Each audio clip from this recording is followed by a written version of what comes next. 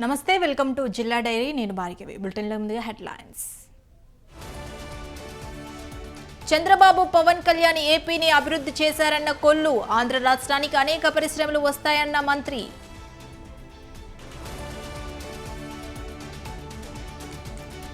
వైఎస్ఆర్సీపీ నాయకులపై వాసంశెట్టి సుభాష్ విమర్శల దాడి. అధికారంలో ఉన్నప్పుడు ప్రజలను పట్టించుకోలేదన్న మంత్రి.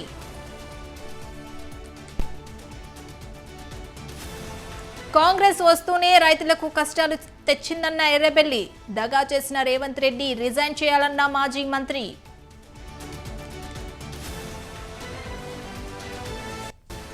సిద్దిపేట జిల్లాలో మహిళా కండక్టర్ నిజాయితీ. ప్రయాణికురాలి పర్సును అప్పగించిన దేవమ్మ.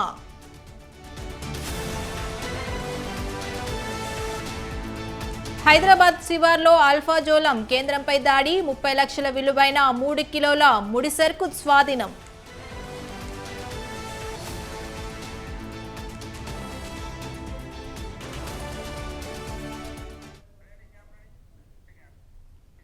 శ్రావణ మాసం 3వ శనివారం తిరుమల శ్రీవారిని దర్శించుకొని అందరూ సుఖ సంతోషాలతో ఉండాలని కోరుకున్నట్లు ఏపీ మంత్రి కొల్లు రవీంద్ర అన్నారు. శ్రీవారి ఆశీస్సులతో CM Chandrababu, deputy CM Pawan Kalyan రాష్ట్రాన్ని అన్ని విధాలా ముందుకు తీసుకెళ్లాలని ఆయన ఆకాంక్షించారు. ఏపీకి అనేక పరిశ్రమలు వస్తున్నట్లు మంత్రి రవీంద్ర తెలిపారు. తిరుమల శ్రీవారి కొల్లు రవీంద్ర కుటుంబం సభ్యులతో కలిసి దర్శించుకున్నారు. టీటీడీ ఆలయం అధికారులు వారికి స్వాగతం పలికి దర్శనం ఏర్పాట్లు చేశారు. అనంతరం వేద పండితులు వేదాశీర్వచనం చేశారు. అధికారులు శేషవస్త్రంతో సత్కరించి తీర్థ ప్రసాదాలు అందజేశారు.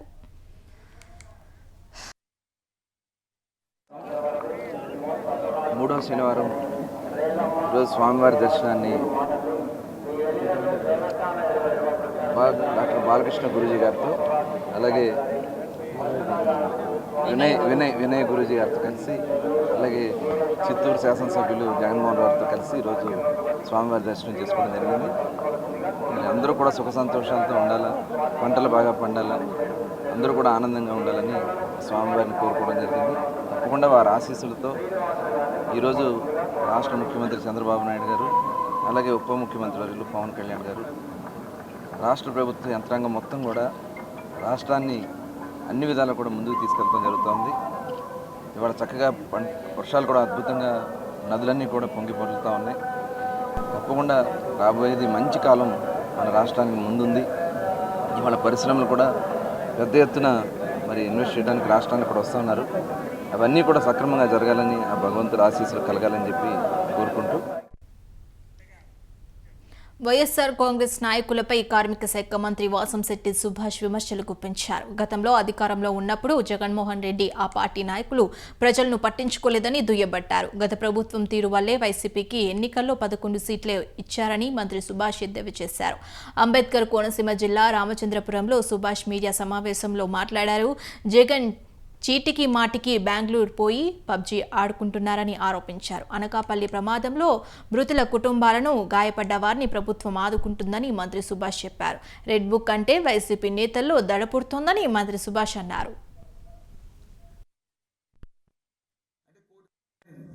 వాళ్ళు ఎగరేసి నడ్డి మీద తంతేనే 11 సీట్లలో పడ్డారు. అది గుర్తించాలి.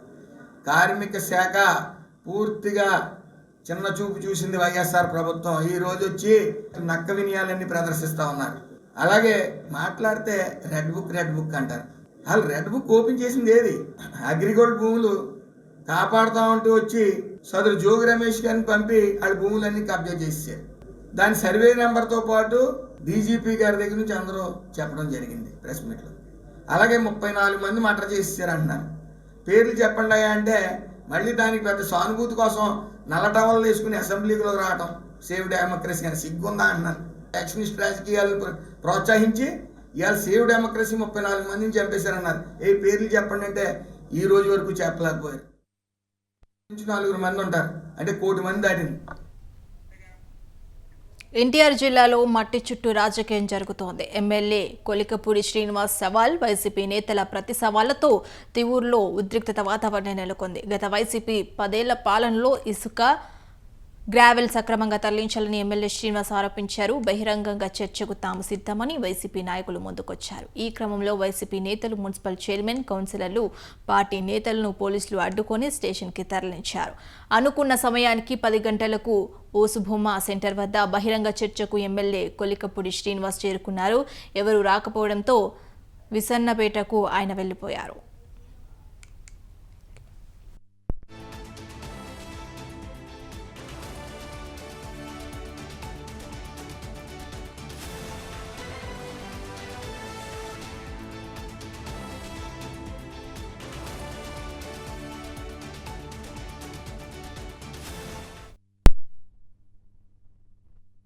కొలికపూడి శ్రీనివాసరావు గారు వచ్చినటువంటి మట్టి మాయగాళ్ళు అనే దాని మీదట ఇవాళ వారు బోసు విగ్రహం దగ్గర రమ్మని ఛాలెంజ్గా చేశారు.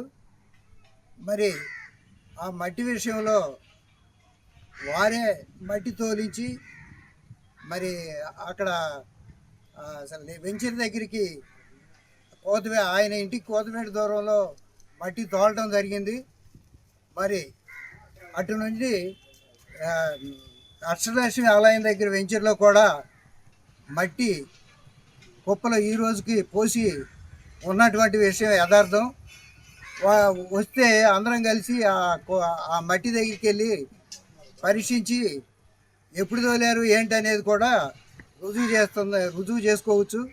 కొలికపూడి శ్రీనివాసరావు గారు వచ్చినటువంటి మట్టి తెలుగు తమ్ముళ్ళు అంటే తెలుగుదేశం నాయకులు తిరువూరు చుట్టుపక్కల గ్రావెల్ తోలుకుంటున్నారు, ఇసుక తోలుకుంటున్నారు, మట్టి తోలుకుంటున్నారు అని ఆ తప్పుడు వార్తని సవాల్ చేస్తూ ఈరోజు ఉదయం 10 గంటలకి తిరువూరు నడిబొడ్డునున్న ఈ బోసుబొమ్మ సెంటర్లో బహిరంగ చర్చకు రండి. వైసీపీ అధికారంలో ఉన్న 5 సంవత్సరాలు గ్రావెలు, ఇసుక, మట్టి ఏం చేశారు, ఎవరెవరు ఎన్ని కోట్లు సంపాదించారు, ఎవరెవరు 5 ఏళ్లలో ఏ స్థాయికి ఆర్థికంగా వెళ్ళారు, ఇవన్నీ మాట్లాడదాం.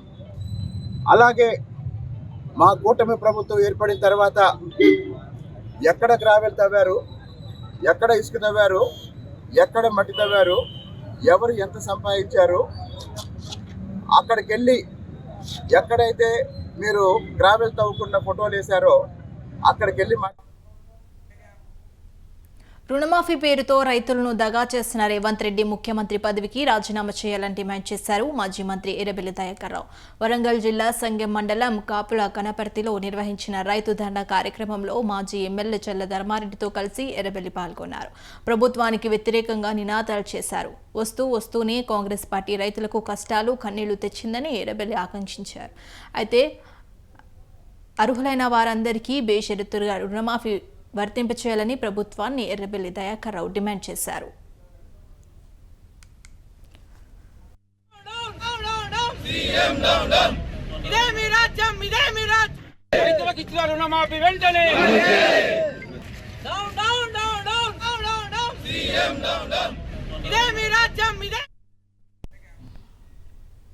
కొందరు అమాయక మహిళలను పొదుపు పేరిట, మరికొందరిని వడ్డీల పేరిట నమ్మించి 50 లక్షల రూపాయలకు పైగా మోసం చేసిన రిటైర్డ్ ఉద్యోగి కుటుంబంపై చీటింగ్ కేసు నమోదైంది. డబ్బులు తీసుకోవటమే కాకుండా బాధితులపైన వేధింపుల కేసు పెట్టిన దంపతులు నారాయణ సింగ్, పద్మావతి వారి కుమార్తె ప్రీతి సింగ్ పై ఆదోని పోలీసులు కేసు నమోదు చేశారు. నారాయణ సింగ్ కుటుంబం తమను ప్రలోభపెట్టి డబ్బులు తీసుకున్నారని బాధితులు సుధారాణి, జానకి, సత్యచౌదరి, సత్యవతి ఫిర్యాదు చేశారు. బాధిత మహిళలకు న్యాయం చేస్తామని ఆదోని సిఐ రామలింగయ్య తెలిపారు.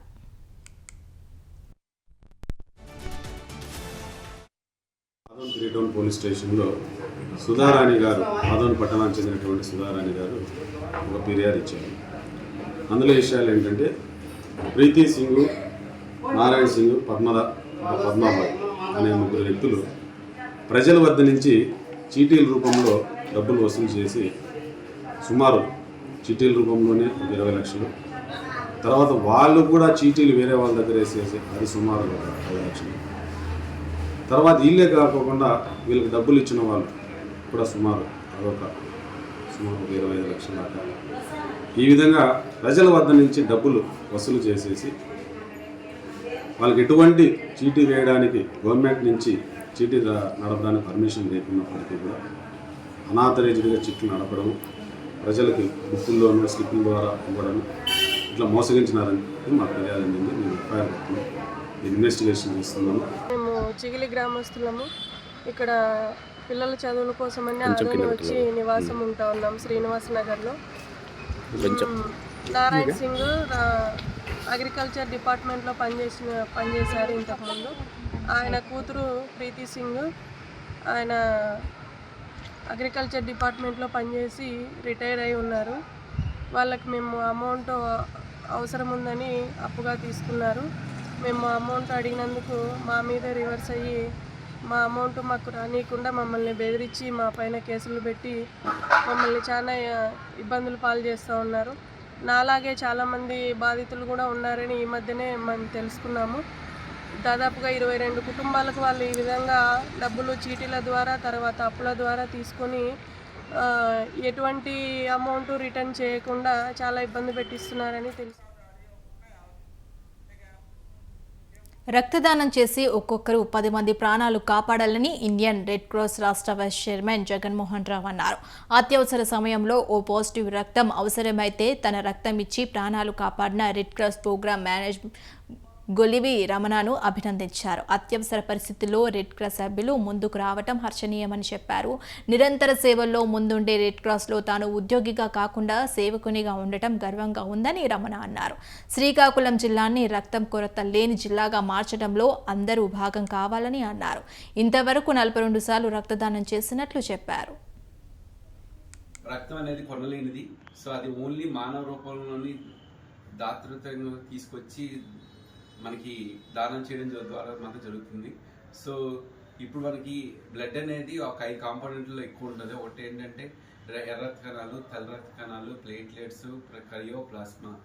ఎర్ర రక్త కణాలు 100 నుంచి 110 నుంచి 120 రోజులు దాని లైఫ్ స్పాన్ ఉంటుంది. ఇంకా తెల్ల రక్త కణాలు అయితే 12 నుంచి 15 డేస్ వరకు ఉంటుంది. ప్లేట్లెట్స్ 5 రోజులే. ఈ మధ్యన విపరీతంగా వైరల్ ఫీవర్స్, తర్వాత డెంగ్యూ, మలేరియా ఇలాంటి ఫీవర్స్ రావడం వల్ల ఎక్కువగా పేషెంట్లు ప్లేట్లెట్స్ కోల్పోవడం జరుగుతుంది. దానివల్ల వాళ్ళ లైఫ్ రిస్క్ అయ్యి చనిపోయే స్థాయి వరకు రావడం జరుగుతుంది. ఇప్పుడు మనం ఏమనుకుంటున్నాం అంటే ప్లేట్లెట్స్ ఇవ్వడానికి అనేది కూడా ఒక మంచి ఉద్దేశం. ప్రకాశం జిల్లా చీమకుర్తిలోని బూచెపల్లి వెంకటమ్మ సుబ్బారెడ్డి ఇంజనీరింగ్ కాలేజ్ విద్యార్థులకు ర్యాగింగ్, డ్రగ్స్పై సిఐ సుబ్బారావు అవగాహన కల్పించారు. ప్రతి విద్యార్థి మంచిగా చదువుకొని చక్కని భవిష్యత్తు ఏర్పాటు చేసుకోవాలని ఆయన సూచించారు. కాలేజీలలో ర్యాగింగ్, గంజాయి లాంటివి మత్తు పదార్థాల జోలికి వెళ్లకుండా చదువుకునే ప్రాధాన్యత ఇవ్వాలని ఆయన హితోబోధన చేశారు. ర్యాగింగ్ చేసిన, గంజాయి లాంటి వ్యసనాలకు పాల్పడినా కఠిన చర్యలు తీసుకుంటామని హెచ్చరించారు.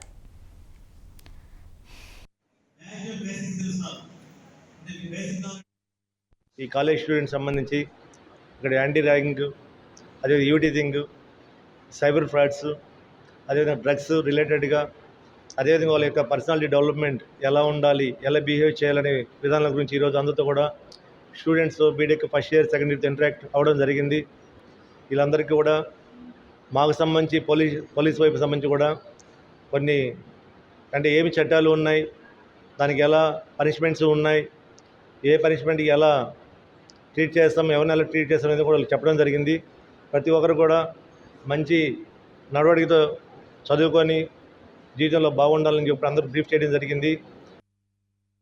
ఈ కాలేజ్ స్టూడెంట్స్ సంబంధించి ఇక్కడ యాంటీ ర్యాగింగ్, అదే యూటీజింగ్.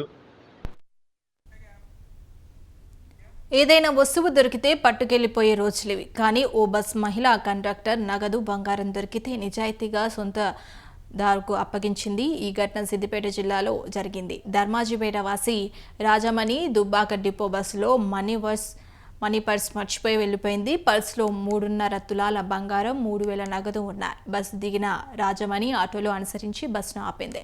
పర్స్ తనకే దొరికిందని కండక్టర్ దేవమ్మ చెప్పింది. డిపో ఇన్ఛార్జ్ మేనేజర్ అధికారుల దృష్టికి తీసుకెళ్లి వారి సూచనలతో డబ్బులు, నగదు ఉన్న పర్సును రాజమణికి ఇచ్చింది. కండక్టర్ దేవమ్మను రాజమణి సాల్వలతో సన్మానించింది. రాజమణి, నేను దుబ్బాకు వచ్చి బీపేట కామారెడ్డి బస్ దుబ్బాకలో ఎక్కినాను. ఎక్కిన తర్వాత బీపేట దిగిన తర్వాత పండ్ల బండి కాడికి పోయి చూసుకునేసరికి పర్స్ లేదు, అందులో డబ్బులు ఉన్నాయి, గొలుసు ఉంది, పోయింది. తర్వాత అదే బస్సుకు ఫాలో అయ్యాను ఆటోలో.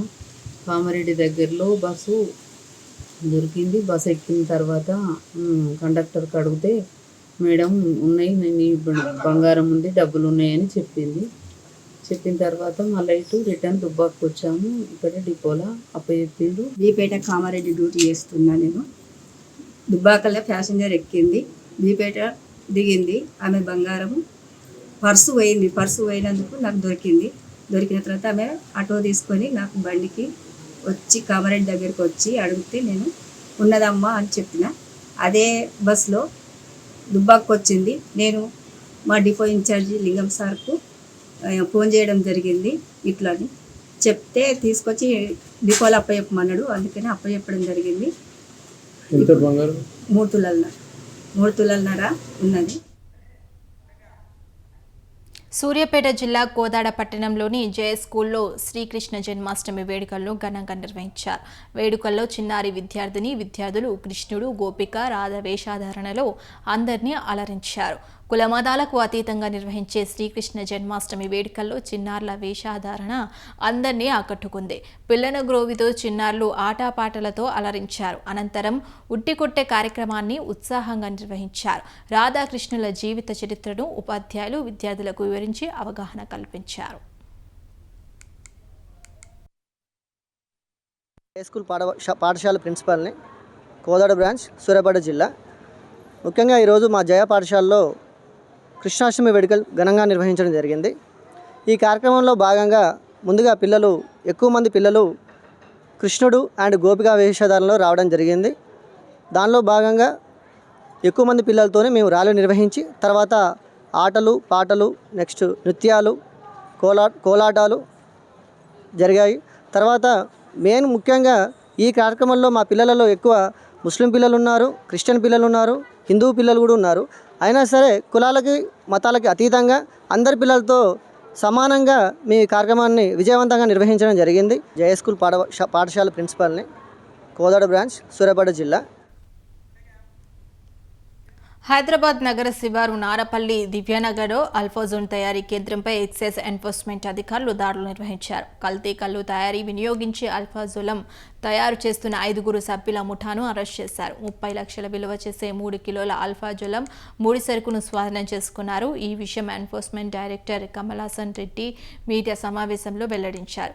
బీఎస్సీ చదివిన సూర్యాపేట వాసి మేన శ్రీనివాస్ ఫార్మా సంస్థలో కెమిస్ట్రీగా పనిచేసి అల్ఫాజోమ్ తయారు చేస్తున్నట్లు కమలాసన్ రెడ్డి తెలిపారు. అయితే కాకర చంద్రశేఖర్, పొలిశెట్టి రాంబాబు, తాడి లక్ష్మణ్తో ముఠాగా ఏర్పడి ఈ దందా చేస్తున్నట్లు చెప్పారు. ఘట్కేశ్వర్ మండల్ కాచవాణి సింగారం గ్రామం దివ్యానగర్ అనే ఒక లేఅవుట్లో గేటెడ్ కమ్యూనిటీలో అల్ఫాజోలం ఇల్లీగల్గా తయారు చేస్తూ ఒక 5 మెంబర్ గ్యాంగ్ను పట్టుకోవడం జరిగింది. ఈ లాస్ట్ 1 వీక్ నుంచి ఇందులో కొంత ఇన్ఫర్మేషన్ రావడం జరిగింది. ఆ ఇన్ఫర్మేషన్ వర్కౌట్ చేయడానికి ఒక ఎస్టీఎఫ్ టీమ్ను డిప్లాయ్ చేసినాం. అడిషనల్ ఎస్పీ భాస్కర్ గారి ఆధ్వర్యంలో ఆ టీం లాస్ట్ 1 వీక్ నుంచి ఏరియాలో వాచ్ పెట్టడం జరిగింది. ఇన్ఫర్మేషన్ కలెక్ట్ చేయడం జరిగింది. ఫైనల్గా ఈ లేఅవుట్లో గేటెడ్ కమ్యూనిటీలో లేఅవుట్లో ఒక ఇండిపెండెంట్ హౌస్ను అద్దె తీసుకొని గత 15 రోజులుగా అల్ఫాజోలం ఇల్లీగల్గా తయారు చేస్తూ ఇక్కడ ఆ గ్యాంగ్ను మేము అల్లూరి సీతారామరాజు జిల్లా చిత్తూరు ఏజెన్సీ మోతుగూడెంలో భారీ ఎత్తున గంజాయి పట్టుబడింది. కూరగాయల మాటున తరలిస్తున్న 17,60,000 విలువైన 350 కేజీల గంజాయిని, 100 గ్రాముల లిక్విడ్ గంజాయిని స్వాధీనం చేసుకుని 2 పోలీసులు అరెస్ట్ చేశారు. ఒడిశా నుండి మహారాష్ట్రకు గంజాయి తరలిస్తుండగా పట్టుకొని 2 అదుపులోకి తీసుకున్నట్లు ఎస్పీ పంకజ్ కుమార్ మీనా తెలిపారు. అయితే మరో 2 నిందితులు పరారయ్యారని చెప్పారు. ఏపీ సీఎం చంద్రబాబు ఇచ్చిన 100 రోజుల యాక్షన్ ప్లాన్లో భాగంగా చిత్తూరు ఏజెన్సీలో జూన్ 1 నుంచి 1,670 కేజీల గంజాయిని పోలీసులు పట్టుకున్నారు. 43 మందిని అరెస్ట్ చేసి 23 వాహనాలను సీజ్ చేసి 16 కేసులు నమోదు చేశారు. మోతుగూడెం పోలీస్ స్టేషన్ ఎదురుగా పోలీస్ చెక్ పోస్ట్ వద్ద వెహికల్ చెకింగ్ చేస్తూ ఉండగా ఒక వెహికల్ లో గాంజా దొరికింది. ఈ గాంజా క్వాంటిటీ 350 kg ఉంది. 100 kg చిన్న బాటిల్లో లిక్విడ్ గాంజా కూడా ఉంది. So weight is around 100 grams ఉంది. వీటి టోటల్ వాల్యూ అరౌండ్ 17,60,000 ఉంది.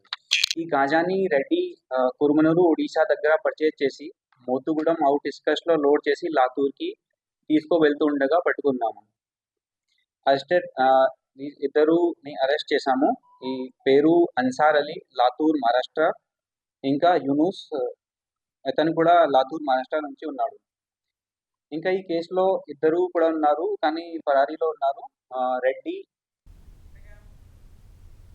తిరుపతిలో దారుణ సంఘటన జరిగింది. ప్రభుత్వ బాలికల జువైనల్ హోం బాలికపై అత్యాచార యత్నం జరిగింది. తిరుపతిలో అనాథ బాలికలు, నేర చరిత్ర ఉన్న బాలికల కోసం ప్రత్యేకంగా వసతి గృహం ఉంది. దీంట్లో ఉండే బాలికలు వివిధ పాఠశాలల్లో విద్యాభ్యసిస్తున్నారు. గృహంలో ఉండి నెహ్రూ మున్సిపల్ స్కూల్లో 9వ తరగతి చదువుతున్న నందినిపై అత్యాచార యత్నం జరిగింది. గతంలో పరిచయం ఉన్న యువకుడు రిషి ఈ దారుణానికి యత్నించినట్లు సమాచారం. శరీరంపై గాయాలతో సాయంత్రం హోంకి వెళ్లిన బాలికను తోటి విద్యార్థులు, సిబ్బంది ప్రశ్నించడం విషయం బయటపడింది. బాలికను వైద్య పరీక్షల కోసం రుయా ఆసుపత్రికి తరలించారు. నెహ్రూ మున్సిపల్ స్కూల్కి దాదాపు 11 మంది అమ్మాయిలు ప్రతిరోజు వెళ్ళి వస్తూ ఉంటారు. ఇక్కడ నుంచి అటెండర్ని పంపిస్తారు, తీసుకొచ్చేదానికి కూడా అటెండర్ ఉంటారు. అయితే ఈ క్రమంలో మొన్న 22వ తేదీన ఒక అమ్మాయి మీద అత్యాచారం జరిగినట్లు వెలుగులోకి వచ్చింది. అయితే ఆ అమ్మాయి 22 జరిగితే ఇక్కడ వాళ్ళకి మరుసటి రోజు వరకు అంటే డాక్టరు ఎగ్జామినింగ్ చేసేదాకా బయట పెట్టలేదు. తర్వాత బయట పెట్టింది. అయితే ఎక్కడ అంటే స్కూల్లో ఉంటుంది. మేము స్కూల్లో కూడా వెళ్ళి ఇప్పుడే మాట్లాడి అదంతా కూడా పరిశీలన చేశాము. వాళ్ళు చెప్తున్నది ఏంటంటే స్కూల్లో పిల్లలందరూ ఉంటారు, నీళ్ళు తాగేదానికి వాటర్ క్యాన్స్ కూడా ఇక్కడే ఉన్నాయి కాబట్టి ఎవరు నీళ్ళు తాగాలన్నా ఇక్కడికే వస్తారు. ఇంత జనసందోళం ఉన్న చోట జరగదు అని చెప్పి చెప్తున్నారు. ఇక్కడ సెక్యూరిటీ ఉంది, ఇక్కడ జరిగే ఆస్కారం లేదు. స్కూల్లో సెక్యూరిటీ ఉంది, జరిగే ఆస్కారం లేదు. మరి ఇది ఎక్కడ జరిగిందో తేల్చాల్సినటువంటి అవసరం ఉంది. ఇక్కడ నుంచి నెహ్రూ మున్సిపల్ స్కూల్కి దాదాపు 11 మంది అమ్మాయిలు ప్రతిరోజు. బాపట్ల జిల్లా వేటపాలెం మండలం చేనేతపురి కాలనీలో ఓ ఇంట్లో దొంగలు పడి నగదు టీవీని ఎత్తుకెళ్లిపోయారు. ఒంగోలు రిమ్స్ హాస్పిటల్లో నర్సుగా పనిచేస్తున్న ఇంటి యజమానురాలు నాగమణి నైట్ డ్యూటీ చేసి ఉదయం తిరిగి వచ్చినప్పుడు చోరీ జరగడంతో పోలీసులకు ఫిర్యాదు చేశారు. ఇంటి తాళాలు పగలగొట్టి 48,000 నగదు, 2.5 సవర్ల బంగారు గొలుసు, టీవీని దొంగలు తీసుకెళ్లిపోయారని బాధితురాలు నాగమణి తెలిపింది. వేటపాలెం ఎస్ఐ వెంకటేశ్వర్లు ఘటనా స్థలానికి చేరుకుని క్లూస్ టీం రంగంలోకి దింపి నిందితుల వేలిముద్రలు సేకరించారు. నిందితులను త్వరలోనే పట్టుకుంటామని ఎస్ఐ వెంకటేశ్వర్లు చెప్పారు.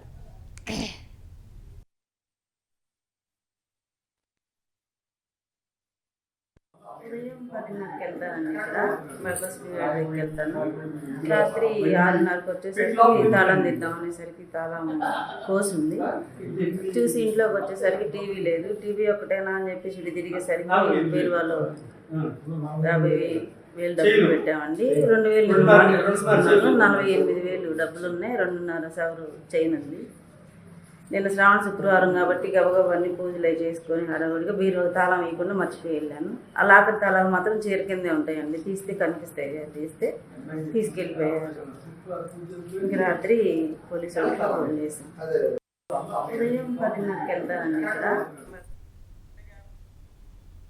శ్రీకాకుళం జిల్లా పలాస కాశీబుగ్గ మున్సిపాలిటీలోని ప్రభుత్వ ఉన్నత పాఠశాలలో 9వ తరగతి విద్యార్థిని దేవేంద్రపై విద్యార్థినిలు పోలీసులు ఫిర్యాదు చేశారు. దేవేంద్ర తమపై లైంగికంగా వేధిస్తున్నాడని పాఠశాల ప్రధానోపాధ్యాయుడి దృష్టికి తీసుకెళ్లారు. అయినప్పటికీ హెచ్ఎం స్పందించకపోవడంతో విద్యార్థినిలు వారి తల్లిదండ్రులు మీడియా దృష్టికి తీసుకొచ్చారు.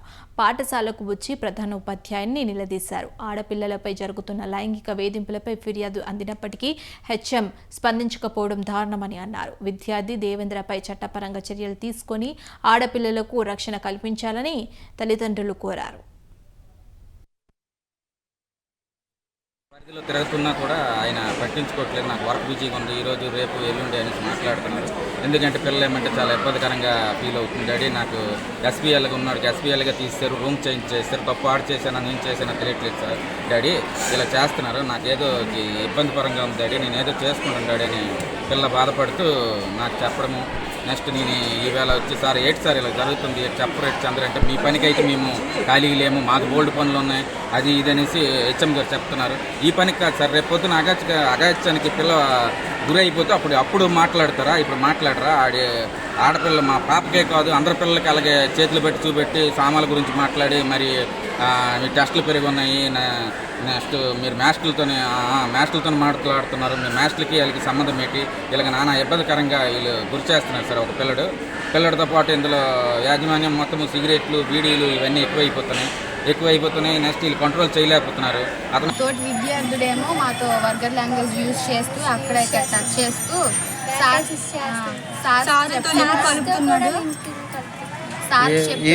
రెస్పాండ్ అవ్వట్లేదు, యాక్షన్ తీసుకోవట్లేదు.